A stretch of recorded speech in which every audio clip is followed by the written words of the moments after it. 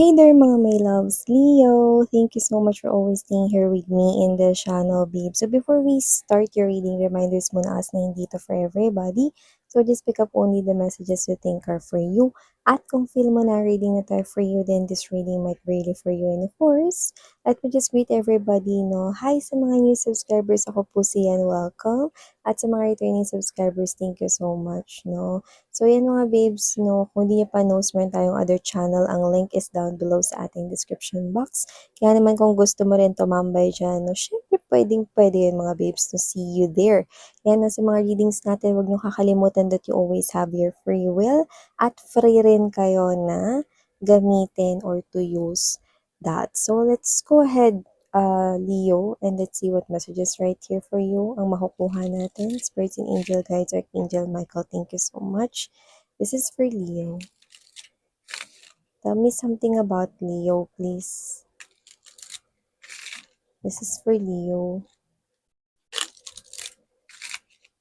Messages for Leo. Leo.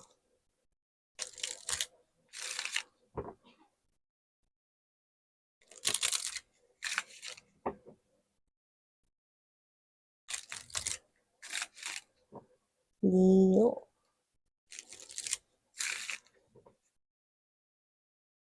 Just gathering up the right energies here for you guys.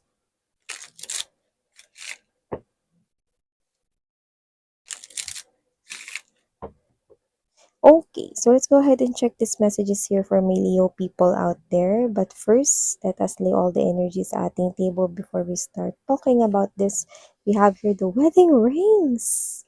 Wow, maaaring may kakasal rito, no, sa inyo, kakilala ninyo, or meron ditong ikakasal, no, or hindi mo akalain na ikakasal ka rin pala. So, maaaring meron ditong energy na shock and surprise, no, hindi makapaniwala na darating rin pala yung oras na kayo ay magpapakasal. So, yung iba maaaring nagulat rito na baka may nag-propose sa inyo na partner ninyo or nagpaplano na siyang mag-propose. Iba naman baka yan ay kayo, no? So, yan.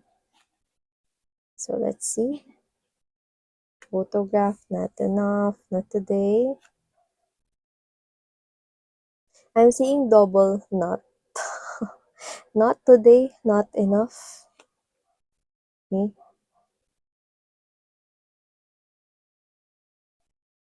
Clock, butterfly, healthy choice. Healthy choices. Soulmates, chaser, in hand of cards. Whoa. I'm seeing right here na meron ditong susubok na magmahal ulit. Pwedeng kayo yun, pero pwede rin naman yung energy na kumokonek sa inyo. Parang, ito na yung last chance ko para magmahal ako ulit. Ito na yung chance ko. Ito na yung last na chance na susuungin ko when it comes to love, no? For some reason, pwedeng energy nyo yun, pero strongly nakukuha ko sa kumukonek sa inyo. Pwedeng yung boyfriend, girlfriend, or yung partner mo ngayon, no? Or someone here is reminiscing, no? Baka married na kayo nito. This person here could be reminiscing, no, na itong person na to, na si Leo, siya yung naging dahilan kung ba't ako sumubok ulit magmahal. Yan, no? But for a lot of you, I'm seeing that this is someone here na parang um, dreaming of marrying you. Yun yung nakikita ko dito. Leo, someone here will take a chance, will take a rest. No, this person here will definitely take this connection here to the next level. And I'm seeing marriage, wedding rings are here. So yan, no. And I also see right here, no, someone keeps on staring at your photos, your photograph right here, missing you. Doesn't have to be ni ex nyo to. No? Actually, hindi ko nakikita ang ex nyo to. Baka LDR kayo ng person mo, magkalayo kayo rito, no? Iba, pwedeng hindi nyo to person, pwedeng ito yung someone here na family member, or meron ditong close kayong friend mo na namimiss yung inyo ritong company or yung presence ninyo. So, nakikita ko dito someone here stares at your face, no? Very intensely. So, ibig sabihin kung sino man yung tumitingin ng picture ninyo, no? Baka nasasamid na rin kayo. Dahil sobrang pagka-miss niya sa inyo. This person here is waiting for that right time, no? Very very stand out sa akin dito yung Sun card energy 'no. I do see that this person here is someone who sees, happiness here with you. So, excited na siya dito to see you once again or to spend time here with you. So, maybe this person here is planning to travel papunta sa'yo. Could be, your family member, your mom, your dad, okay, a parent figure. Puwede rin naman na friend mo 'yan 'no, or strongly your loved one if this is an LDR situation, 'yan. Or baka siya ay nagpunta sa isang lugar 'no, temporarily and this person here is, waiting na na makabalik siya dito 'no, traveling papunta sa inyo, 'yan. So, with the double knot knot, mukhang meron ditong confirmation na meron kayong ayaw makausap, Leo, at double itong confirmation na, "Shiro, ayoko makipag-usap sa tao na 'yan." Ganyan, 'no?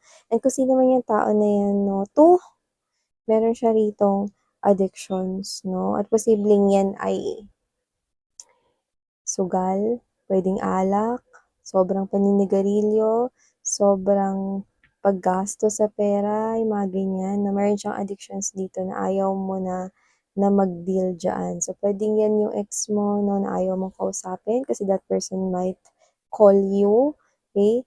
But you think that that person is not enough.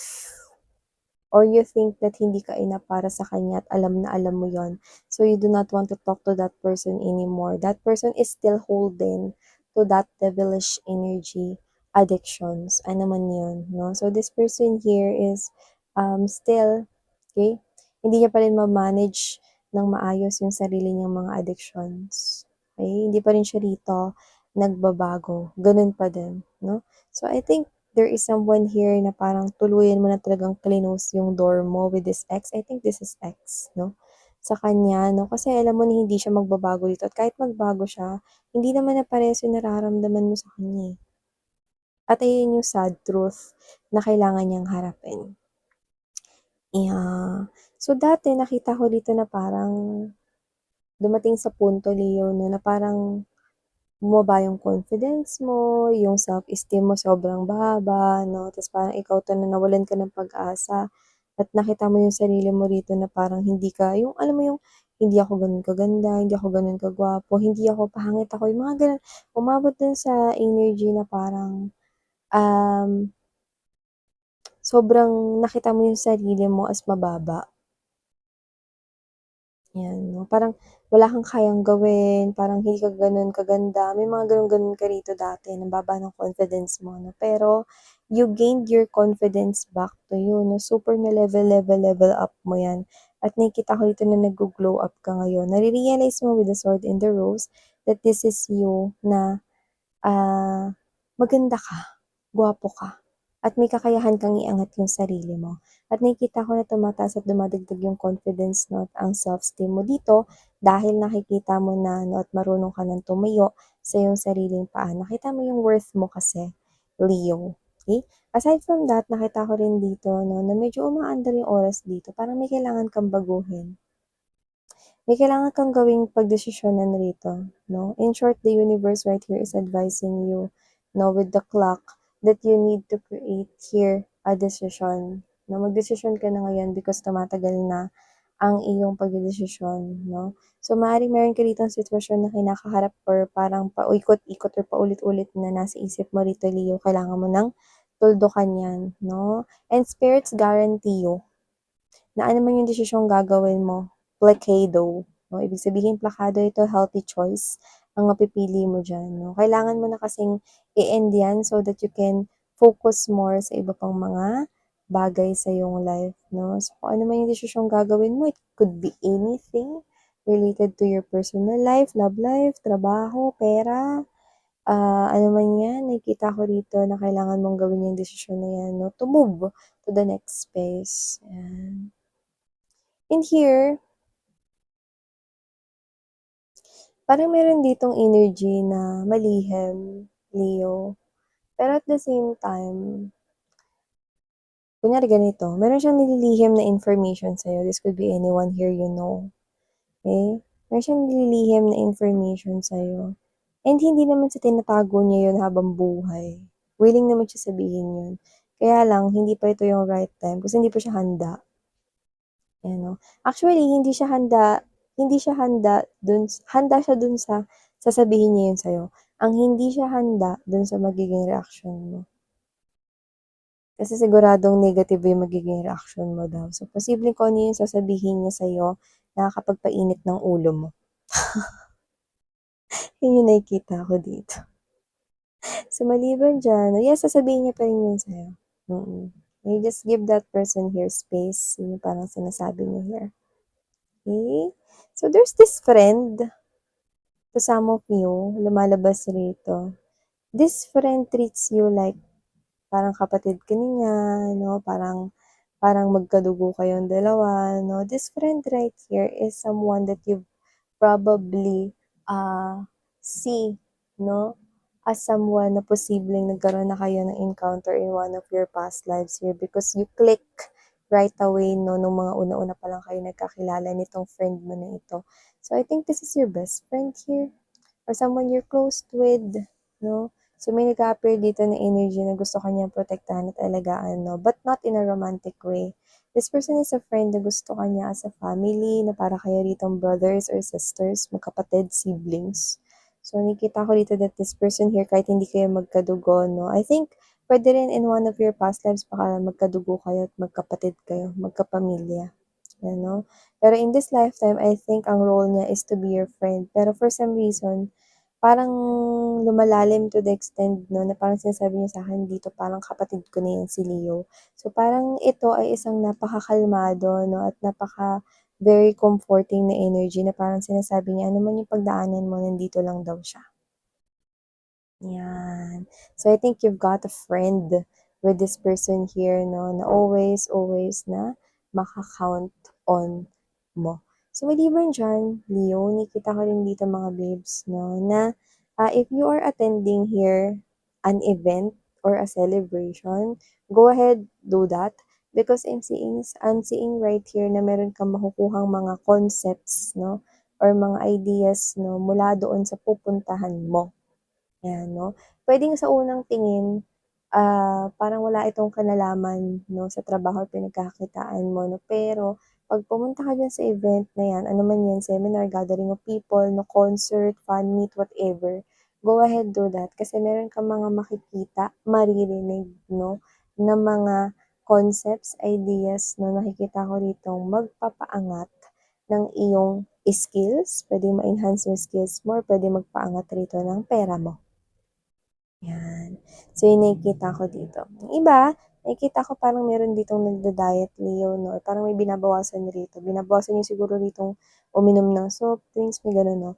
Or kayo to na parang tinitingnan ninyo kung papalitan niyo ba yung vitamins ninyo or kayo to na dadagdagan niyo ba yung oras ng pag exercise. I think parang meron kayo ritong ginagawa na iba, lifestyle talaga ng pagiging healthy kasi parang dito, gusto mong itaas yung parang kunwari ganito, kung nakakatatlong baso ka lang ng tubig, no, ikaw 'to na gusto mong dagdagan 'yan, gusto mong ma-reach yung goal mo dito 'no, na makainom ng mas maraming water, 'di ba? Parang gano'n. So, nakita ko dito that you are into this type of energy that you want to take care of your health and your body, 'no? Well-being mo 'no, sama-sama na 'yan 'no. So, nakikita ko dito that there is someone here na doing that even though it's quite challenging lalo na kung diet 'yan. So, nakikita ko rito 'no, na tuloy-tuloy lamang at 'wag kang huminto kasi magkakaroon diyan ng magandang resulta 'no or naaayon rito sa gusto mong mangyari, sa pinaplano mo talaga 'no. And last but not the least 'no, meron akong nakikita rito na parang I don't know if this is something here na kailangan talagang isipin ninyo, pero nakikita ko rito na parang meron ditong problema ng iba na posibleng ikaw yung mag-isip. Baka problema yan ng ka-close mo or whatever 'no, or family member, relative 'no. Pero alam mo kasi mga babes 'no, hindi sa 'wag mong isipin yan 'no, kundi mag-focus ka na lang siguro sa solusyon. Kasi the more na iniisip mo yung problema lalo nagkakaroon ng sanga-sanga yan, which is ayaw natin yun ma-attract, yung mga negative, ayaw natin yun ma-attract sa'yo. So, instead of focusing on the problem itself, focus on the solution, 'di ba? On how to get rid of the problem. So, I think that is not your problem in the first place, but you are so concerned with that person, maybe closest sa'yo. So, you really want to lend a hand or to help that person here. So, yeah, these are all the messages we've got right here for me, Leo people out there. Thank you so much for your time, babe. Sarang hayo, love and light. Have a nice day. Annyeong.